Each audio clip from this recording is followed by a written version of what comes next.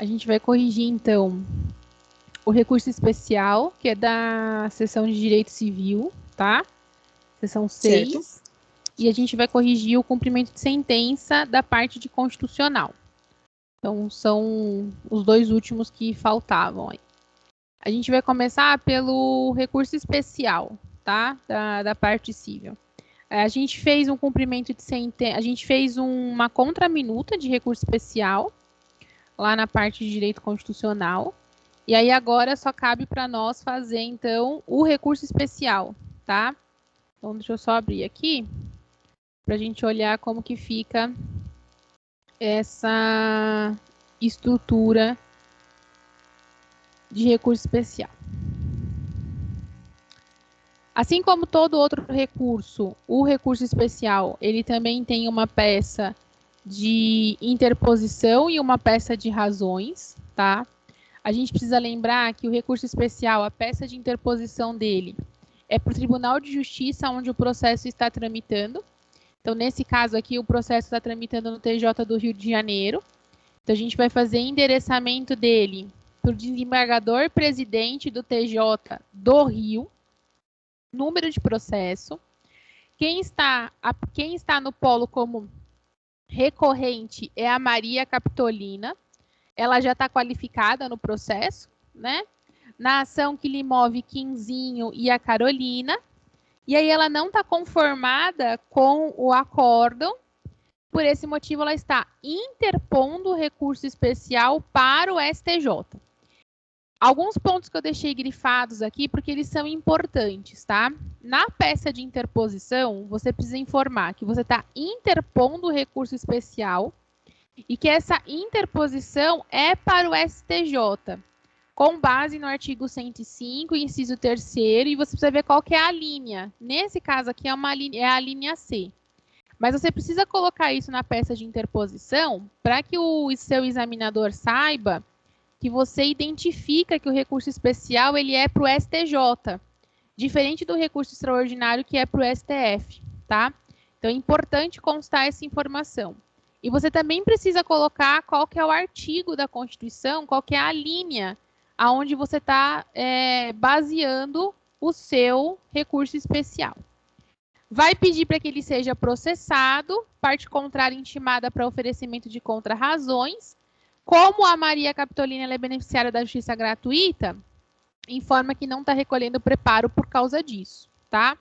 E aí a gente encerra peça de interposição. Tudo bem, Simone? Tudo certo, professora. Tudo tá. Depois a gente vai para a peça de razões. Na peça de razões, a gente precisa identificar primeiro recorrente e recorrido, tá? Então, recorrente é a Maria Capitolina, recorrido é o Quinzinho e a Carolina. Então, recorrente quem interpõe a peça de... quem interpõe recurso, recorrido quem sofre esse recurso. Fazer as saudações ao tribunal e à Câmara, a turma, na verdade, né? Nos fatos, é um resumo do problema que ensejou o recurso especial. Então, aqui você precisa destacar as partes processuais, principalmente dizendo que ocorreu sentença, que ocorreu, quais foram os recursos que foram apresentados, principalmente os embargos de pré-questionamento, e enfatizar sempre as questões de direito, porque em recurso especial a gente não discute fatos. Então, em recurso especial, eu não vou discutir questão testemunhal, eu não vou discutir questão contratual, eu vou discutir apenas questões de direito, eu vou discutir apenas uma decisão que feriu uma lei infraconstitucional. Só isso, tá? Nesse caso aqui, a admissibilidade está com base no artigo 1029 e no artigo 105 da Constituição. O 105 ele sempre vai aparecer, porque é o artigo que fala que cabe ao STJ o julgamento do recurso especial. Então, depois de fatos, a gente tem admissibilidade. E aí dizer que o seu recurso tem de ser admitido, tendo em vista o artigo 1029 do CPC e tendo em vista o artigo 105 da Constituição. Falar da tempestividade, dizendo que esse recurso está sendo interposto no prazo correto, que é o prazo de 15 dias. O cabimento, ele acaba, às vezes, se confundindo um pouquinho com a admissibilidade, porque a fundamentação é a mesma, o artigo 105 e o 1029. Mas no cabimento, é importante você dizer que foram esgotadas todas as outras instâncias, que foram esgotados todos os outros recursos, que ocorreu embargos de pré-questionamento, que a matéria que está sendo discutida no presente recurso é uma matéria de direito e não é uma matéria fática, e por esse motivo cabe o recurso. Então, no cabimento, colocar o presente recurso está sendo apresentado, tendo em vista que foi se esgotada todas as possibilidades recursais nas instâncias inferiores, a matéria a ser discutida é uma matéria de direito e não uma matéria fática, e, além disso, foi interposto embargos de pré-questionamento. Então, o cabimento ele é um pouco mais extenso do que a admissibilidade. A admissibilidade, a gente só informa que o recurso está sendo embasado no artigo 105 e no 1029. No cabimento, a gente explica por que cabe recurso especial e não cabe nenhum outro tipo de recurso. O mérito do recurso especial, ele tem alguns detalhes importantes, aquilo que eu disse quando eu expliquei o recurso especial. O recurso especial, ele é baseado sempre numa divergência jurisprudencial. Então, a gente precisa pegar a cópia do acórdão que nós estamos discutindo, que está lá no problema, copiar o acórdão, tá? E fazer os acórdãos paradigmas. Então, na parte do mérito do seu recurso especial, você precisa pegar o acórdão que está no problema e procurar em outros tribunais, como o processo aqui está sendo julgado no TJ do Rio de Janeiro, a gente tem que procurar em outros tribunais, como, por exemplo, Minas Gerais, São Paulo, Bahia, Santa Catarina, outros tribunais que tenham julgado de forma divergente do Rio de Janeiro, e esses serão os nossos acórdãos paradigmas. Porque qual que é a intenção do recurso especial? Que exista uma uniformidade de jurisprudência. Então, eu preciso dizer para o STJ, olha, os tribunais estão julgando de forma diferente. O Tribunal do Rio de Janeiro julgou dessa forma. Em contrapartida, o Tribunal de Minas e o Tribunal da Bahia está julgando desse jeito. Então, é importante que se encontre essa jurisprudência paradigma divergente da decisão. Pode colocar na peça apenas a ementa, não tem problema. Não esquecer das referências, que é o processo, o relator, o tribunal, o site e a data de acesso dessa jurisprudência. E aí, nesse caso, a gente tem que achar uma jurisprudência a favor da Maria Capitolina. Então, a gente tem que achar uma jurisprudência que enxergue a necessidade desse recurso especial. Tudo bem, Simone?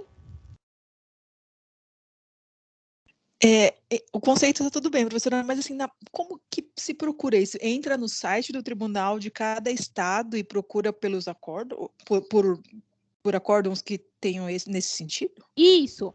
Você pode entrar, por exemplo, no TJ São Paulo, como o processo está sendo julgado pelo Rio de Janeiro, você pode fazer no seguinte sentido, eu vou te mostrar aqui em São Paulo, tá? Em São Paulo, como que a gente teria essa informação? A gente entra aqui.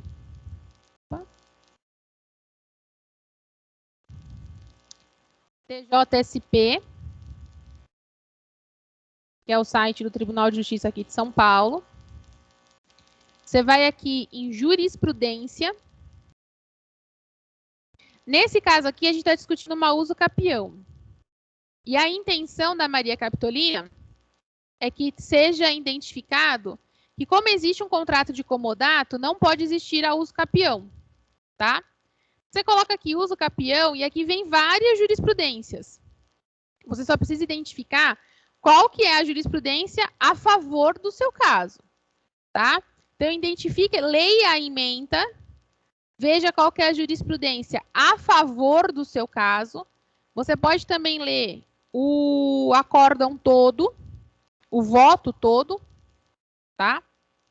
Então, aqui, ó, a gente tem o voto na integralidade, a gente não tem só a ementa. Então, a gente tem aqui a ementa, a gente tem o voto. Você pode colocar essa ementa só na parte da jurisprudência, não precisa colocar o voto todo, porque o voto é enorme. Importante que você coloque, junto com a ementa, essas informações aqui, ó. O número da apelação, qual que é a comarca e qual que é o juiz. E aqui embaixo o relator que julgou, tá? Então, no TJ de São Paulo, é assim que você procura. Se você jogar na internet TJ Minas Gerais, entrar no site do TJ, lá também vai ter o local para você procurar. Você pode pegar, como você está falando do Rio de Janeiro, pega uma jurisprudência de São Paulo. Mas tem que ser uma jurisprudência que entenda que aqui a gente não vai poder falar de uso capião por tendo em vista a existência do comodato. Tudo bem, Simone? Tudo bem. E aí precisa ser, assim, existe um mínimo, precisa ser no mínimo 2, ou uma basta, ou quanto mais? Uma basta, porque às vezes a gente não tá. encontra. Às vezes são casos muito específicos, a gente não consegue encontrar, tá? A gente precisa pelo menos de um acórdão paradigma.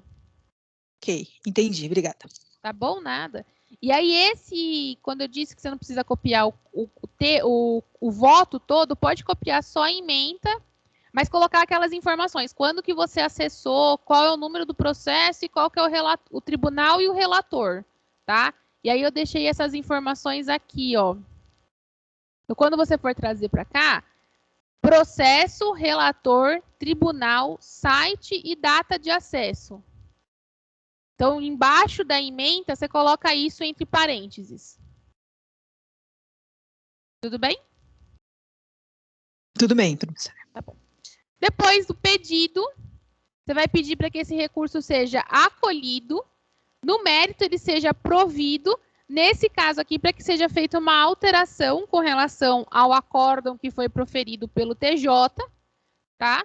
Que esse acórdão seja modificado para que seja acolhido o recurso especial, tá? E aí é um pedido normal ou conclusão normal que a gente faz em todos os recursos, tá? E aí, com isso, o recurso especial pronto. A grande diferença do recurso especial é justamente a localização dessa divergência de jurisprudência. Então, que Rio de Janeiro julgou de um jeito e que São Paulo julgou de outro, tá? A grande importância no recurso especial é isso. Se alguma dúvida com recurso especial? Não, professora, tudo certo. Não? Tá. Vamos dar uma olhadinha, então, agora no cumprimento de sentença. O cumprimento de sentença é a seção 6 de Constitucional. Ela é uma peça muito mais simples, tá? Perto das outras peças que a gente vem fazendo, principalmente perto de uma peça recursal. Ela é uma peça bem mais simples de ser realizada.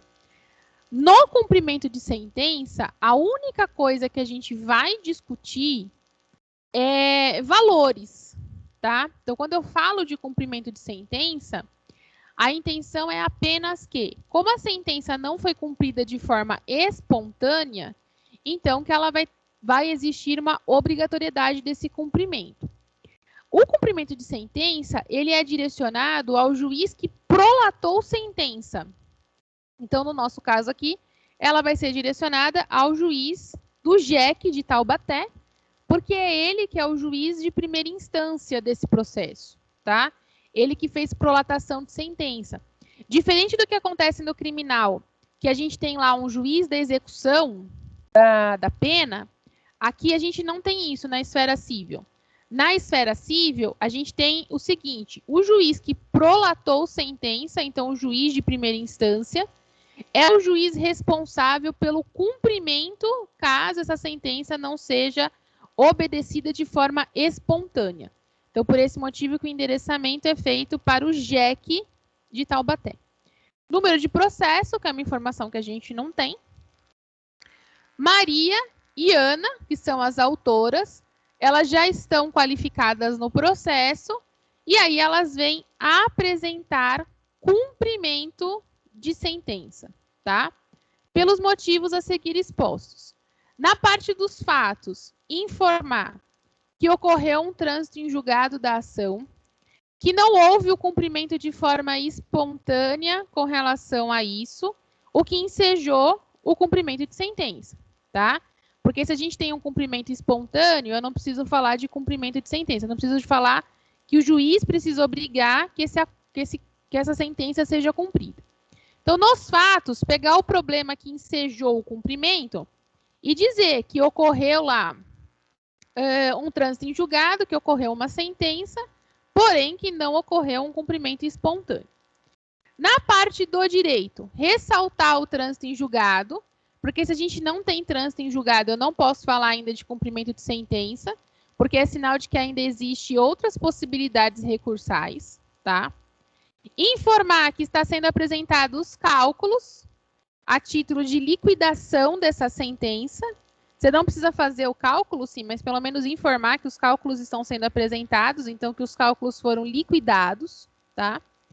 Pedir a intimação da parte contrária para que ele faça o pagamento sob pena de penhora, e aí essa penhora pode ser uma penhora online, então falar que se ele não fizer o pagamento, ele vai sofrer a penhora.